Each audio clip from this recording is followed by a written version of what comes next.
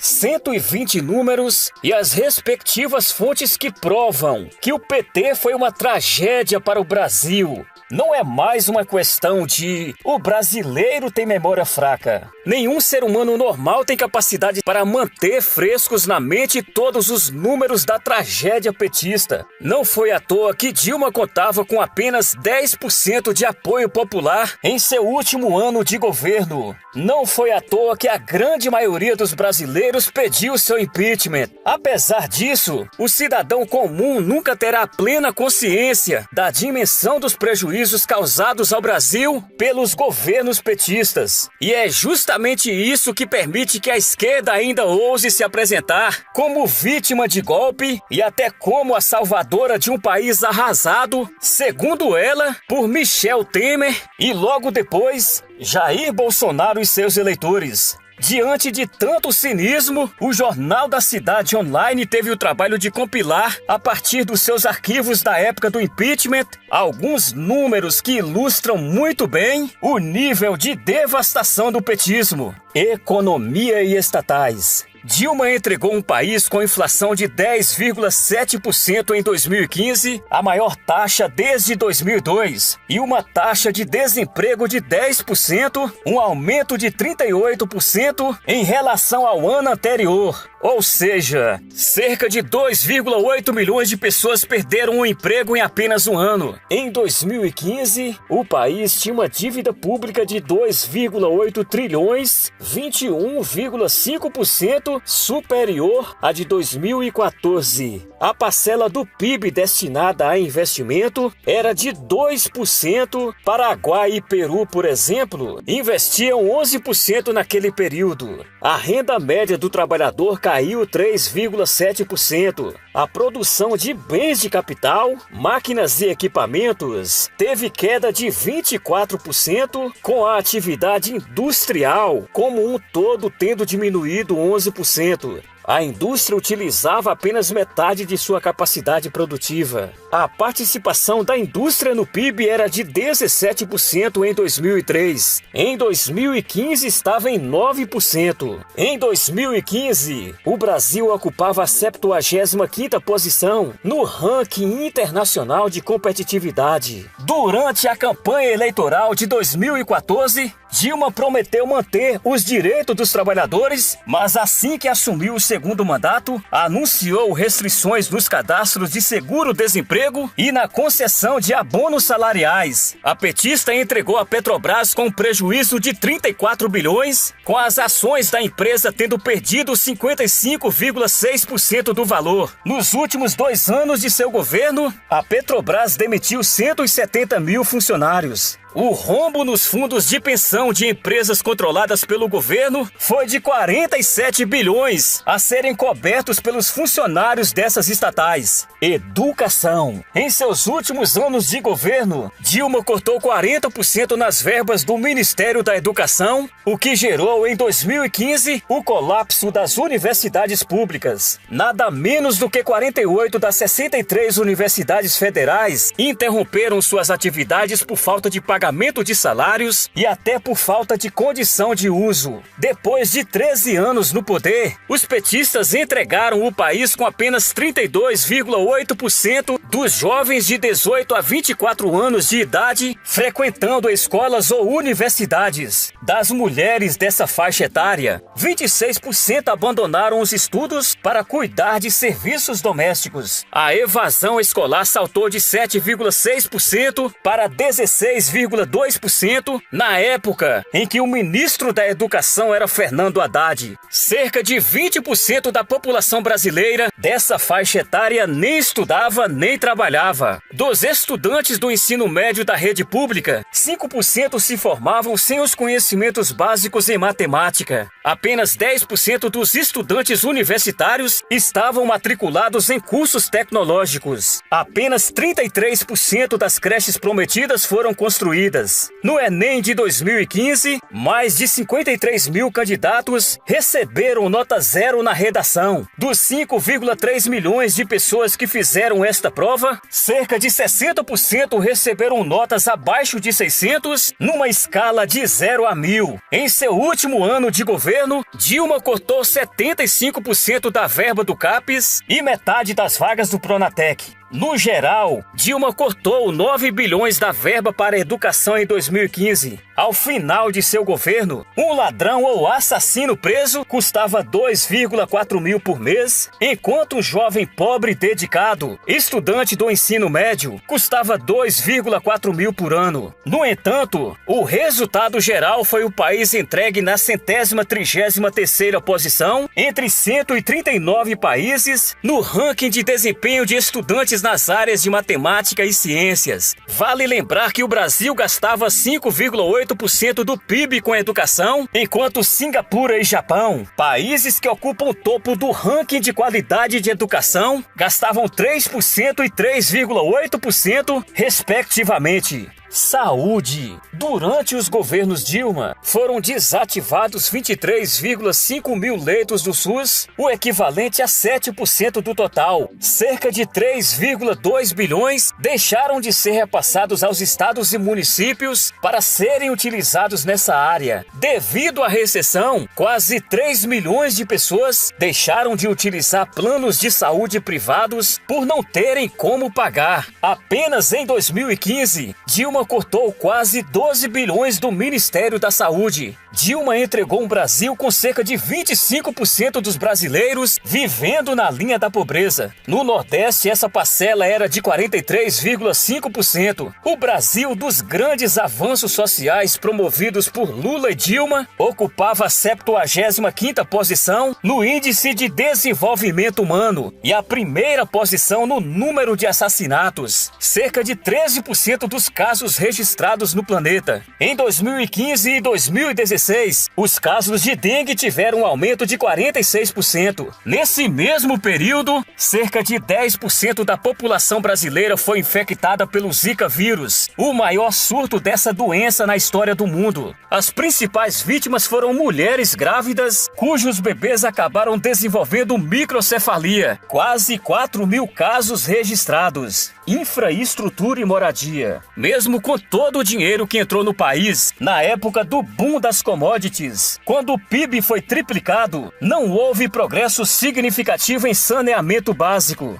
Quando Dilma deixou a presidência, metade da população ainda não tinha acesso à água tratada e a sistemas de coleta de esgoto. Apenas 40% dos dejetos coletados eram tratados e 58% das obras de saneamento básico estavam paradas. Após 13 anos de petismo, o Brasil ocupava a 112ª posição no ranking mundial de saneamento básico. Mais de 40% dos imóveis adquiridos durante o governo Dilma foram devolvidos às construtoras. O déficit de moradia era 6,4 milhões. Em seus últimos anos na presidência, Dilma cortou cerca de 40% da verba do programa Minha Casa Minha Vida. Cerca de 4,7 mil obras financiadas diretamente ou indiretamente pelo governo federal estavam paradas à época do impeachment. Nada menos do que 75% das maiores obras continham irregularidades como superfaturamento, direcionamento de licitação e falhas de projeto.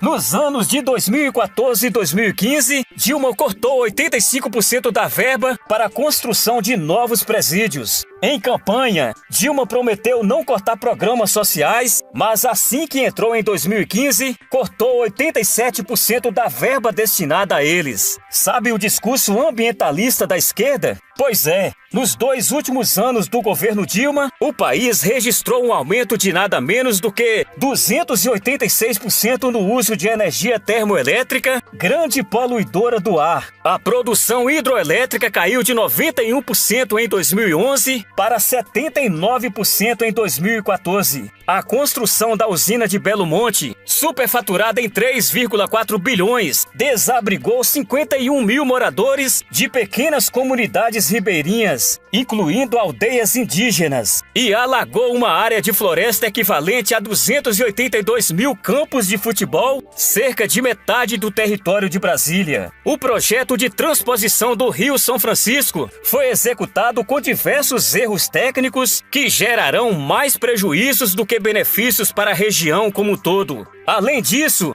desabrigou 33 aldeias indígenas e derrubou ou fragmentou cerca de 430 hectares de vegetação nativa. Dentro do PAC, vedete do projeto desenvolvimentista de Dilma, os empreendimentos mal-sucedidos de Eike Batista causaram grande devastação ambiental na região de Macaé, salinizando a água que abastece dezenas de milhares de pessoas e inviabilizando a agricultura local. A concessão do programa Bolsa Família a comunidades indígenas gerou um grande êxodo para pequenas e médias cidades do interior, onde os indígenas passaram a ser moradores de rua. Por outro lado, teve gente que ganhou muito dinheiro com o PT. O BNDES despejou 1,2 trilhão de reais nas contas de grandes empresas. Não por acaso, todas envolvidas nos esquemas de corrupção denunciados pela Lava Jato. Quase 2 bilhões foram para grandes empresas comprarem jatinhos executivos com juros subsidiados. Esse montante de 1,2 trilhão foi 3 vezes maior do que o destinado a todos os programas sociais somados. Cerca de 90% das medidas provisórias assinadas por Lula e Dilma eram vinculadas a pagamento de propina. Cerca de 80% do lucro gerado pelo Programa de Acesso ao Crédito, iniciado por Lula e continuado por Dilma, ficaram com os bancos privados. Em 2003 e 2015, foram descobertos 4,6 bilhões desviados do INSS por meio de pensões fraudulentas. Cerca de 28% dos cadastros. Mais de 500 mil pessoas eram beneficiadas indevidamente pelo Bolsa Família. Apenas entre 2013 e 2014, Dilma pagou mais de 2,5 bilhões para pessoas que não tinham direito ao programa. No programa Minha Casa Minha Vida, cerca de 1/3 dos beneficiados não preenchiam os quesitos do programa. Dentre as 578 mil pessoas que receberam imóveis subsidiados pelo governo, estavam 1.017 políticos, 62 mil empresários, 144 mil servidores públicos, 38 mil pessoas falecidas. Em janeiro de 2016, Dilma sancionou o aumento de 163% dos recursos para o fundo partidário. Durante os governos petistas, o MTST recebeu 89 milhões, a CUT recebeu 2,3 milhões, além do dinheiro que já tomava dos trabalhadores por meio do imposto sindical. Outras 40 entidades ligadas ao MST receberam juntas cerca de 150 milhões. A Uni recebeu 57 milhões. As transferências de verba para ONGs, fundações, pastorais de igrejas e outros tipos de organizações civis foram de 4,1 bilhões em 2015. Mais de 3 mil ONGs dependiam do dinheiro do governo. Durante os governos Lula, os bancos lucravam 9 vezes mais do que durante os governos FHC. Entre 2002 e 2010, os 9 maiores bancos brasileiros expandiram seus lucros em 550%. Apenas o Itaú Unibanco teve um lucro de 23,35 bilhões em 2015, o maior lucro anual de um banco registrado na história do país. De todos os projetos que conseguiram patrocínios culturais via Lei Rouanet, subsidiados pelo governo em 2014, 50% dos recursos ficaram com apenas 3% dos proponentes, não por acaso em benefício dos artistas que lideraram a campanha contra o impeachment. Das 15 empresas que mais apoiaram projetos pela Lei Rouanet em 2015, 7 são estatais. Dilma gastou mais de 9 bilhões com publicidades em 4 anos. Quando iniciou o segundo mandato, Dilma prometeu conter os gastos do governo, extinguindo 3 mil cargos comissionados. Quando deixou o governo, havia extinguido apenas 346. Das 30 secretarias que prometeu extinguir, extinguiu apenas 7. Dos 200 milhões em gastos não obrigatórios, nos ministérios e secretarias que prometeu cortar, cortou apenas 16 milhões. Dilma não cumpriu sequer a promessa de cortar 10% de seu próprio salário e de seus ministros. O TSE constatou que 1/3 dos gastos da campanha de 2014 de Dilma foi para 43 empresas de fachada, criadas especialmente para lavar dinheiro de propina. Ao todo, foram 133 milhões milhões para empresas que sequer tinham funcionários. Nessa campanha, 348 cidades brasileiras, 6,2% do total, tinham mais eleitores registrados do que habitantes. A grande maioria dessas cidades está nas regiões Norte e Nordeste, não por acaso redutos eleitorais do PT. Levantamento feito pelo TCU revelou que durante os governos Lula e Dilma, desapareceram 4.564 bens pertencentes à presidência da República, além dos citados não terem incorporado ao patrimônio público 716 presentes que ganharam de chefes de estados, como prevê a Lei 8.394 de 1991. Além das obras superfaturadas, a Olimpíada deixou um prejuízo de 120 milhões em equipamentos, como computadores e material de escritório, que tiveram de ir para o lixo porque simplesmente não tinham onde serem guardados, nem procedimentos de reutilização e de venda regulamentados. A Copa do Mundo rendeu ao governo brasileiro cerca de 1 bilhão em pendências judiciais. O Maracanã chegou a ficar desativado por falta de manutenção. Ufa! Reparem que não citei os números da corrupção no Congresso, no BNDES, nos ministérios, no projeto da refinaria de Abreu e Lima, na usina de Belo Monte, na Petrobras e em diversas outras estatais. Bilhões de reais que ilegalmente turbinaram as campanhas eleitorais dos petistas, que enriqueceram políticos aliados e pessoas amigas. Também deixei de fora os bilhões que foram desviados para as ditaduras em Cuba, na Venezuela e na África. O fato é que a esquerda teve sua chance, mas priorizou a corrupção e o desperdício de dinheiro. Lula pegou muito pouco tempo de cadeia. Dilma deveria estar presa. Fernando Haddad nem deveria sequer existir. Precisamos ter paciência com o atual governo, porque não será em poucos meses que se consertará o estrago feito em mais de uma década. E a partir de agora eu quero que você deixe o seu importante comentário, inscreva-se aqui no canal youtube.com/Célio Lobo, ative o sininho para receber diariamente os melhores vídeos em apoio ao governo Bolsonaro e compartilhe este vídeo.